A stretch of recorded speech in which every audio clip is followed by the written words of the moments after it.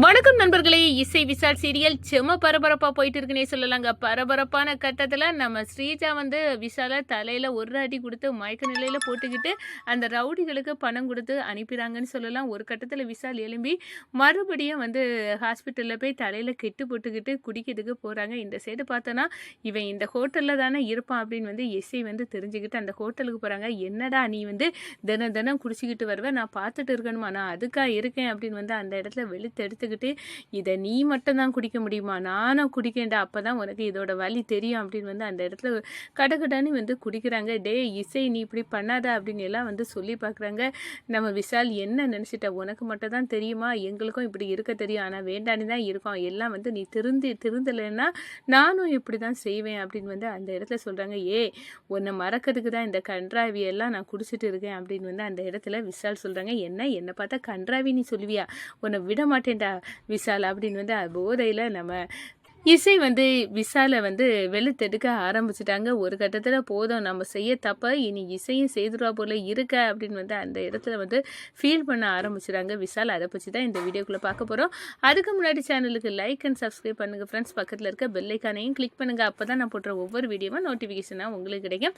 வாங்க ஃப்ரெண்ட்ஸ், வீடியோக்குள்ளே போகலாம். ஃபஸ்ட்டு எடுத்த உடனே பார்த்தோன்னா ஒரு செம அதிரடியான பரபரப்பு கட்டம் தான். பரபரப்பான கட்டத்தில் ஸ்ரீஜா அந்த ரவுடிகளை நம்ம விசால் அடித்து வெளுக்க நேரம் விசாலுக்கு தலையில ஒன்று போட்டு அந்த மயக்க நிலைக்கு ஆக்கிறாங்க. அதோட பணத்தை கொடுத்து அனுப்பி விட்டுறாங்க. இது வானுமதியா ஸ்ரீஜாவா அப்படின்னு மயக்க நிலையில நம்ம விசாலுக்கு யாருன்னு நம்ம தலையில உருட்டுக்கட்டையில ஒன்று போட்டது யாருன்னு கண்டுபிடிக்க முடியல. ஒரு கட்டத்தில் ஹாஸ்பிட்டலில் போய் தலையில ஒரு கெட்டை போட்டுக்கிறாங்க. மறுபடியும் யோசிக்கிறாங்க, என் வாழ்க்கையில இசை பெரிய தப்பு, இனியும் அந்த லாட்ஜிக்கு போய் அடுத்த கட்ட நடவடிக்கையில் ஈடுபடுவோம் அப்படின்னு அவங்க ஃப்ரெண்ட்ஸை சந்திக்க போயிட்டாங்கன்னு சொல்லலாம். இந்த சைடு பார்த்தோன்னா நம்ம இசை அப்படியே இந்த ஸ்ரீஜாவை ஏதாவது ஒரு காரணத்தை கண்டுபிடிச்சி கண்டிப்பாக ஆதாரத்தோட நம்ம அத்தைகிட்ட நிரூபிக்கணும் அவள் செய்யக்கூடிய பித்தலாட்டதெல்லாம் அப்படின்னு அந்த இடத்துல கொந்தளிக்கிறாங்க. அடுத்ததா இப்போ விசாலை காணலையே அப்படின்னு அந்த இடத்துல நினைக்கிறாங்க. இவன் மறுபடியும் குடிக்க அந்த லாட்ஜிக்கு தானே போயிருப்பான் அப்படின்னு அந்த லாட்ஜிக்கு நம்ம இசை போகிறாங்க. அப்போ தான் அவன் ஃப்ரெண்டு நம்ம விசாலோட ஃப்ரெண்டு பார்க்குறாங்க. என்ன இசை இங்கே தான் இருக்காமா அப்படின்னு சொல்கிறாங்க. மறுபடியும் உங்களை தேடி வந்துட்டாரா, நான் இந்த தடவை விட போகிறதில்ல அப்படின்னு சொல்கிறாங்க. என்னை தேடி எதுக்குடி நீ இங்கே எல்லாம் வர அப்படின்னு சொல்கிறாங்க. நான் பொண்டாட்டி தான், நான் இங்கெல்லாம் வரதான் செய்வேன் அப்படின்னு அந்த இடத்துல நம்ம இசை ஏட்டிக்கு போட்டியாக விசாலோட போட்டி போடாங்கன்னு சொல்லலாம். ஒரு கட்டத்தில் நம்ம விசால் பாட்டிலை ஓப்பன் பண்ணிட்டு இருக்காங்க. அதை வாங்கி கடை நீ நம்ம இசை குடிச்சு உனக்கு மட்டும்தான் குடிக்க தெரியுமோ, எல்லாத்துக்கும் குடிக்க தெரியும் தான், ஆனால் இது தவறான பழக்கம் தான் விட்டு எல்லாரும் முடிச்சு வச்சுட்டு வேண்டான்னு இருக்கிறது. இதெல்லாம் எப்படிடா குடிப்பீங்க, இதெல்லாம் என்ன வாடடிக்குச்சு உமட்டு விடா, எனக்கு வாந்தியே வர்றது மாதிரி இருக்குதா அப்படின்னு நம்ம இசை சொல்கிறாங்க. இதில் என்னது இருக்குன்னு தான் இப்படி குடிச்சு தொலைக்கிறீங்களோ தெரியலையே அப்படின்னு அந்த இடத்துல சொல்கிறாங்க. நான் எனக்கு வச்சுருந்ததை நீ கடகடன்னு இவ்வளோ தூரம் குடிச்சிட்டியே இது அப்படின்னு சொல்ல நேரம் எனக்கு இதை குடித்த உடனே ஒரு மாதிரி தலைக்கு ஏறிக்கிட்டு வாந்தி வர மாதிரி இருக்குது, நீ ஃபஸ்ட் டைம் குடிக்கிறனால இப்படி தான் தங்கச்சி இருக்கும் அப்படின்னு அந்த இடத்துல அவங்க சொல்கிறாங்க. அவங்க ஒரு நண்பர், விசாலோட நண்பர். உடனே நம்ம விசால் சொல்கிறாங்க, ஏன்டி உனக்கு இதெல்லாம் தேவையா, உன்னை மறக்கிறதுக்கு தான் இந்த கன்றாவியை நான் குடிச்சிட்டு இருக்கேன் அப்படின்னு சொல்கிறாங்க. என்ன மறக்கிறதுக்கு நீ குடிப்பியா, ஆமாம் உன் முகம் கன்றாவியை பார்க்க முடியலை அப்படின்னு சொல்ல நேரம், இந்த பாரு என்ன பார்த்து நீ கன்றாவி நீ சொல்ல அளவுக்கு நான் அவ்வளோ கேவலமாட்டா போயிட்டேன், என்ன ஒருக்கா இந்த வேடை யூஸ் பண்ண அவ்வளோதான் அப்படின்னு கொதித்தெழுறாங்க நம்ம இசை.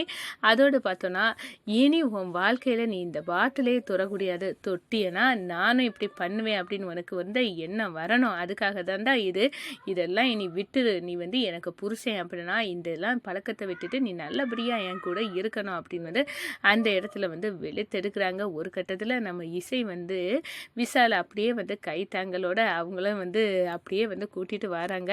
இந்த பாருங்கள், இன்றைக்கி இங்கே படுத்துக்கிட்டு போங்க, இல்லாட்டினா உங்களை கண்டிப்பாக சுபத்ரா அத்தைக்கு தெரிஞ்சுதான் இதை பெரிய பிரச்சனையே ஆக்குவாவ அப்படின்னு அந்த இடத்துல சுபத்ரா மேடத்துக்கு தெரியக்கூடாது அப்படின்னு அந்த இடத்துல சொல்லுறாங்கங்க.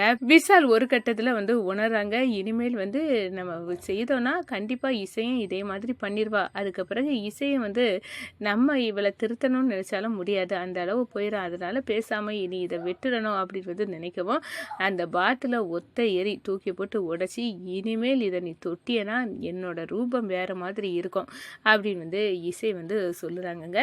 இந்த சைடு பார்த்தோன்னா நம்ம ஸ்ரீஜா இந்த வர்ஷினியை இசை எப்படியோ காப்பாற்றி கூட்டிகிட்டு வந்துட்டா.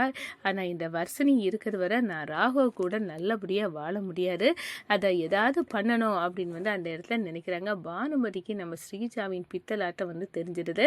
அவள் தன்னை தப்பு செய்தவங்க அப்படின்னு மறைக்கிறதுக்கு என்ன கோர்த்து விட எந்த எல்லைக்கும் போயிட்டா. ஏன்னா நான் இதை தலையிடவே இல்லை. ஆனால் அவள் சுபத்ராவை பழிவாங்கிறதுக்கு இவ்வளோ பெரிய திட்டத்தை இந்த பானுமதி போட்டுட்டால. இந்த பானுமதி செம்மையா நம்ம ஸ்ரீஜாவை சுபத்ராவை பழி வாங்குறதுக்கு இவ்வளோ பெரிய திட்டத்தை இவ போட இந்த ஸ்ரீஜா. அதில் சரி அவள் பழி வாங்கிட்டு போட்டோம், அதில் என்ன எதுக்காக இழுத்து விடணும் அப்படின்னு பானுமதிக்கு கடுமையான கோபம் வருது. இந்த ஸ்ரீஜா நம்ம நினைக்க போல அவள் நல்லவை இல்லை, அவளோட ஸ்கெட்சு வேற. அவள் எந்த எல்லைக்கு போயிட்டாலும் கடைசியில் சுபத்ரா குடும்பத்தை பழி வாங்கினது நான் தான் அப்படின்னு போட்டு பிரச்சனை இன்னும் பெருசாக தான் ஆக்க போகிறா. அதனால் இவ விஷயத்தில் கொஞ்சம் உஷாராட்டே இருக்கணும் அப்படின்னு நம்ம பானுமதி நினைக்கிறாங்க. அதே கணம் பார்த்தோன்னா நம்ம விஷால் கொஞ்சம் ஞாபகம் வந்த பிறகு யோசித்து பார்க்குறாங்க. அன்னைக்கு என்ன தலையில் அடித்த பொம்பளையோட முகம் சரியாக ஞாபகம் இல்லை, அது ஒரு லேடி தான், அது பானுமதியா நம்ம ஸ்ரீஜாவணி கன்ஃபியூஸாக இருக்குது, அவள் என்ன கலர் சாரி போட்டிருந்தா அப்படின்னு அந்த இடத்துல குழம்பி யோசிக்க போகிறாங்க.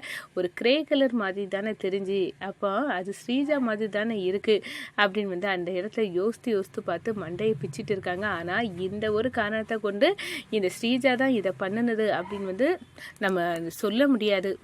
ஸ்ரீஜா தான் வர்ஷினியை கடத்தினது அப்படின்னு உறுதி ஆகிட்டுனா கண்டிப்பாக என்னோட உண்மையான முகத்தை கண்டிப்பாக ஸ்ரீஜா பார்க்க வேண்டியது வரும். ஏன்னா இந்த குடும்பத்தை பழி வாங்கணும்னு நோக்கத்தோடு அவள் வந்தானா அவளுக்கு நானே எம்மனா அமைஞ்சிருவேன் அப்படின்னு விஷால் கங்கணம் கட்டுறாங்க. நம்ம ராகவ் கண்டிப்பாக உண்மையை தெரிஞ்சாகணும், நம்ம அம்மாவுக்கு இவ பழி வாங்க நோக்கத்தோடு தான் வந்திருக்கா அப்படின்னு நிரூபிக்க இவ ஒரு கொலகாரி அப்படின்னு முதல்ல எவிடன்ஸை எடுக்கணும் அப்படின்னு நம்ம ரம்யா ஹாஸ்பிட்டலில் இறந்த அந்த ஃபுட்டேஜை நம்ம ராகவ் தேடி போகிறாங்க. இதில் கண்டிப்பாக இவ சிக்கிட்டானா நம்ம அம்மா கிட்ட உண்மையை போட்டு உடச்சி என்னோட வாழ்க்கையிலேருந்து இவளை வெளுத்தெடுத்து விரட்டி தள்ளிடலாம், அதோட வர்ஷினி கூட நான் சேர்ந்து வாழ நல்ல வாய்ப்பாக இருக்கும் அப்படின்னு அந்த இடத்துல விஷால் நம்ம ராகவ் உண்மையை கண்டுபிடிக்க நம்ம ஸ்ரீஜாவின் முகத்திரையை கிழிக்கணும் அப்படின்னு அந்த இடத்துல களை இறங்கி ஹாஸ்பிட்டலில் போய் ரம்யா இறந்த அந்த ரூமோட ஃபுட்டேஜ் எங்கே அப்படின்னு அந்த இடத்துல சிசிடி ஃபுட்டேஜ் எல்லாம் ஆராய தொடங்கிறாங்க. ஒரு கட்டத்தில் பார்த்தோன்னா உண்மையை தெரிஞ்சு நம்ம சுபத்ரா கிட்ட நம்ம ஸ்ரீஜாவை போட்டு கொடுக்காங்கன்னே சொல்லலாம்.